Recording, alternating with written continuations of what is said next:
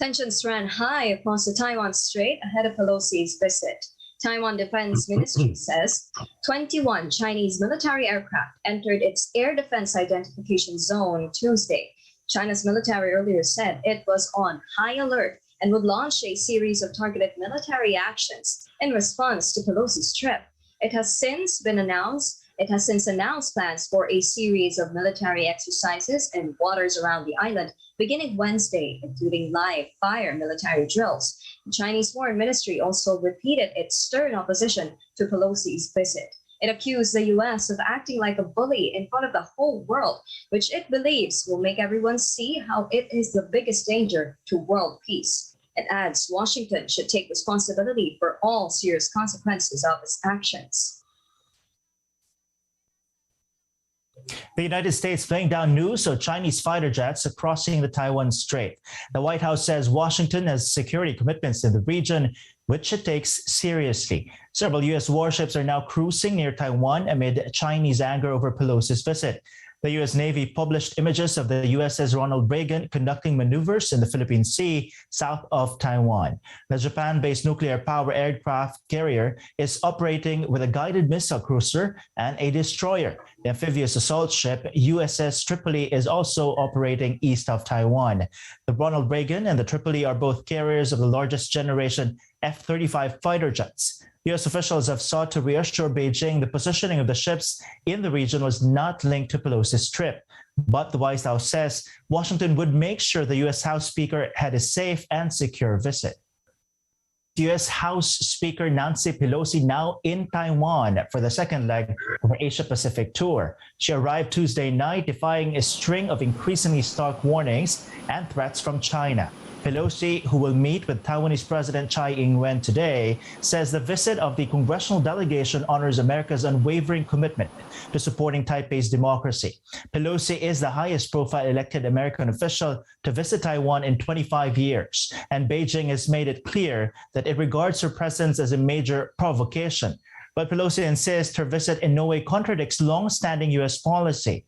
The U.S. National Security Council also standing by Pelosi's right to visit Taiwan, saying nothing has changed regarding U.S. commitments to the One China policy. China considers Taiwan part of its territory.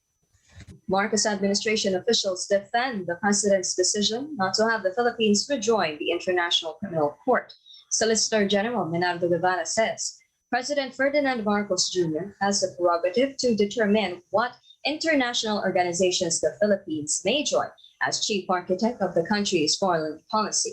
But a senior expert at the International Center for Transitional Justice, Attorney Ruben Carranza, flagged Marcos's 180-degree turn, pointing out that when Marcos was still a senator, he was among those who ratified the Rome Statute in 2011.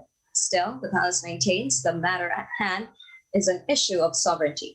It insists allegations of human rights violations committed during the Duterte administration are already being investigated. Iniimbestigahan naman po ang mga reklamo ukol dun sa mga namamatay during the drug war. Kung kaya't hindi na nangangailangan pang tumugon sa ICC o bumalik ang ating bansa sa Rome Statute.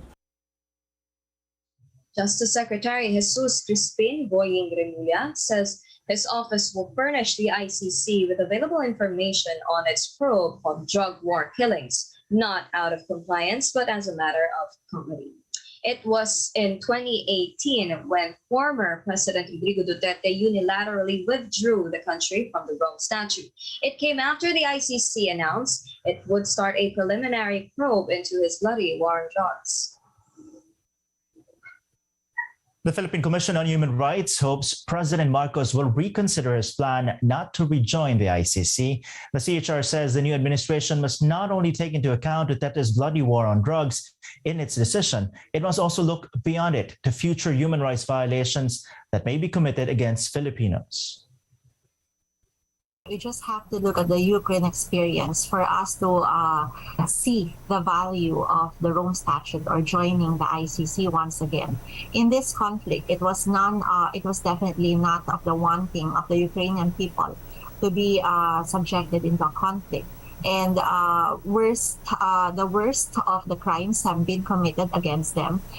There is massive killings, there is rape, there is genocide happening there.